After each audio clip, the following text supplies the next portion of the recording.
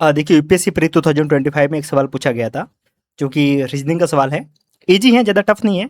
कहा जा रहा है कि एनओ यानी कि नो को ये 210 के रूप में लिखता है, एनओटी को ये 4200 के रूप में लिखता है और नोट को ये 21,000 के रूप में लिखता है।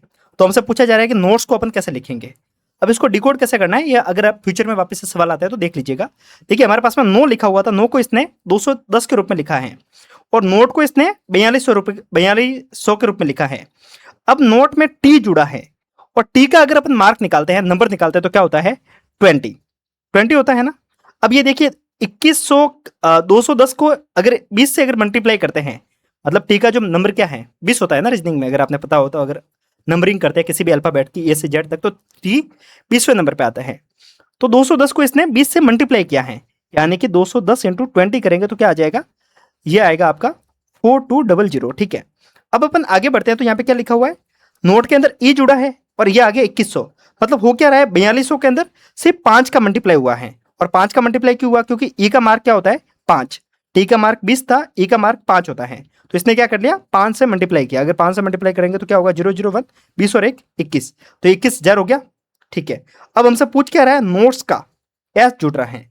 एस का मार्क क्या होता है, इसके लिए क्या होता है राजा आर क्यू ये रानी अरे एस टी। ठीक है, इसको याद करने का सीधा तरीका क्या होता है, 17 का राजा, 18 की रानी, 19 में शादी और 20 में तलाक। ऐसे आप याद कर सकते हैं निमोनिक्स बनाकर। ठीक है, तो एस का क्या होता है 19 होता है ना, तो इसको अपन को क्या करना है कि 21,000 को 19 से मल्टीप्लाई करना है। बहुत ईजी होगा, 21 इंटू 19 कर लीजिए, क्या होगा 9 आ जाएगा और फिर एक बचेगा, 19 इंटू 2 38 और 1 39 और 00 ये हो जाएगा, 3 बार आ जाएगा। तो ये देखिए इसका आंसर क्या आ रहा है 39 ए पे। ठीक है, ईजी था, ये तरीका सही लगा ना आपको पीक्यूआरएस को याद रखने का। 17 का राजा, 18 की रानी, 19 में शादी और 20 में तलाक। तो ठीक है, तो ऐसा आप याद रख सकते हैं। मैंने थोड़े बहुत ऐसे निमोनिक्स बना रखे थे। खैर, आपको समझ में आया तो आप लाइक करके कमेंट करके बता सकते हैं, और अगर आप चाहेंगे तो मैं पूरा पेपर ऐसे सॉल्व करवा सकता हूँ।